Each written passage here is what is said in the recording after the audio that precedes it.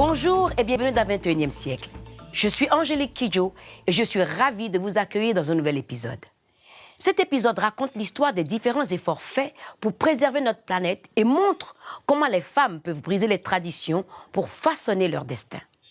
D'abord en Inde, un projet exceptionnel pour canaliser la lumière du soleil, source d'énergie renouvelable et un espoir pour les plus pauvres.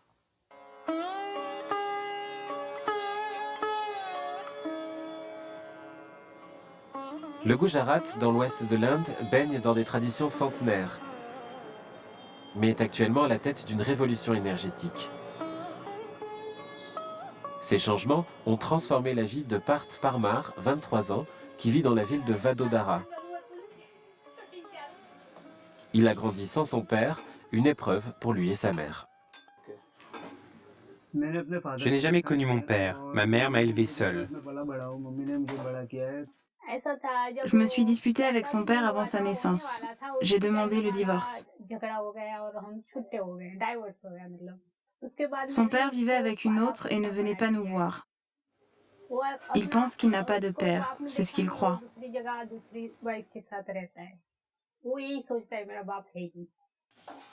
Malgré ça, Ranjamben était décidée à éduquer son fils et lui offrir une vie décente.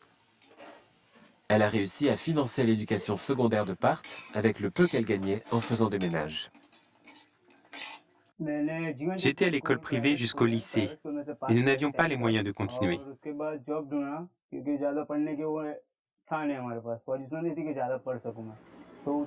J'ai commencé à chercher du travail, mais je n'en ai pas trouvé, car je n'avais pas de diplôme. Toutes les entreprises de technologie Internet, la spécialité de Parth, exigeaient un diplôme universitaire. Après 3 ou 4 ans de recherche, Parth allait abandonner. Puis, une occasion s'est présentée quand un ami a parlé à Parth d'une entreprise dans le quartier qui recrutait des gens pour travailler sur un nouveau projet d'énergie solaire, inédit dans le monde.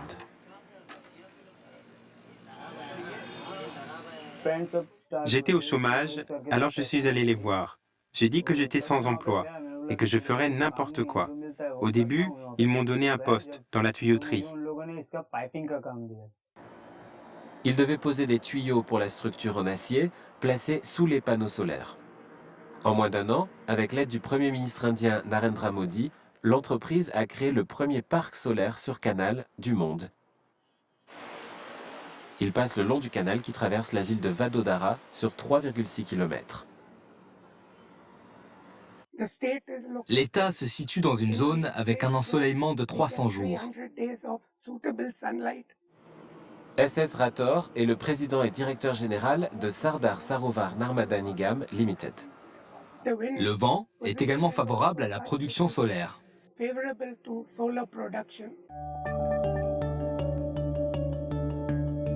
Rathore dit que c'est le mélange parfait pour canaliser les rayons du soleil, ce qui augmente la production électrique de l'État tout en réduisant sa dépendance aux carburants fossiles qui contribuent au réchauffement climatique. Ceci a des implications énormes en Inde, où les 1,3 milliard d'habitants ont des besoins énergétiques de plus en plus importants. Il fallait être innovant pour construire un parc solaire sans occuper des terres, explique le directeur des canaux, Kave Sanghi. L'avantage, c'est qu'on n'a pas dû acheter le terrain. Nous employons le dessus du canal qui n'était pas utilisé. Nous l'utilisons pour générer de l'électricité et, indirectement, ça permet d'économiser l'eau en réduisant l'évaporation. Le parc solaire regroupe 35 000 panneaux et génère 10 MW d'énergie. La majorité est consommée par l'entreprise elle-même, qui auparavant dépendait du réseau électrique national. Maintenant, cette énergie est distribuée à prix réduit à la communauté locale et les gens comme Parth et sa mère profitent de cette électricité plus fiable. Nous avons un approvisionnement régulier en électricité, grâce à la centrale.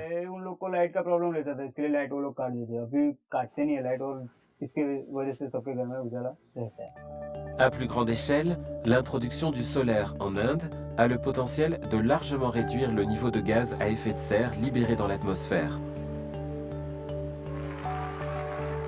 conformément à l'engagement des États membres de l'ONU au sommet sur le climat à Paris, de limiter la hausse de température sur la planète à 2 degrés Celsius. La glace fond en Antarctique. Le niveau de la mer monte. C'est inquiétant. Aka Malik, ingénieur en chef au réseau national de Gujarat, est pour l'abandon des carburants fossiles. Nous devrions avoir une autre source d'énergie. Car le pétrole et le charbon vont s'épuiser. Il faut d'autres options. Le parc est terminé, alors Part travaille dans l'équipe d'entretien qui vérifie que le système capte et stocke le maximum de rayons dans les cellules des 35 000 panneaux. Le rayonnement du soleil ne sera pas capté si une couche de poussière se forme et bloque l'absorption. Pour l'éviter, nous nettoyons constamment les panneaux.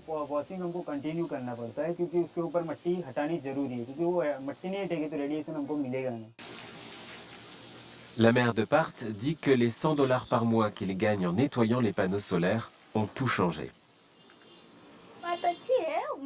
100 $, c'est assez pour nous deux. On peut acheter des lentilles, des légumes et du pain.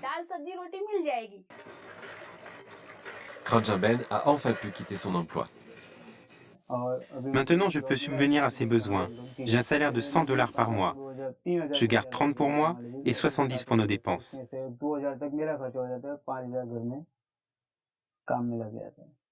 Ranjan encourage son fils à poursuivre ses études. Il s'inquiète.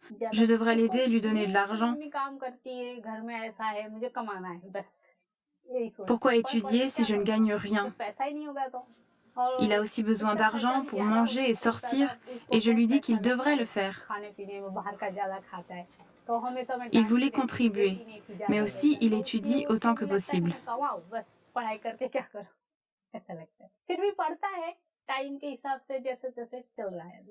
Puisque j'ai déjà fini le secondaire, je devrais étudier l'énergie solaire.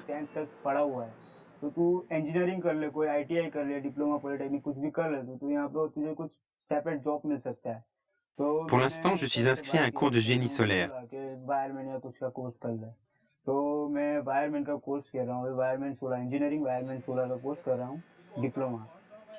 Une fois terminé, j'espère obtenir un meilleur emploi.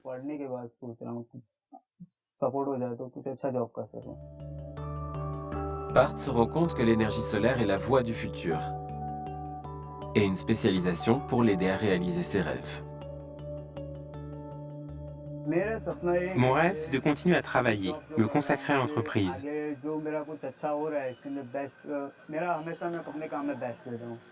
Et peut-être obtenir un meilleur poste.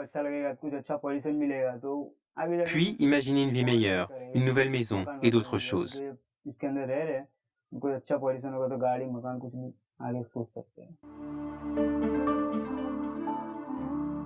Le succès du projet du canal à Vadodara a incité le gouvernement indien à proposer des aides aux autres États qui voudraient construire des systèmes similaires.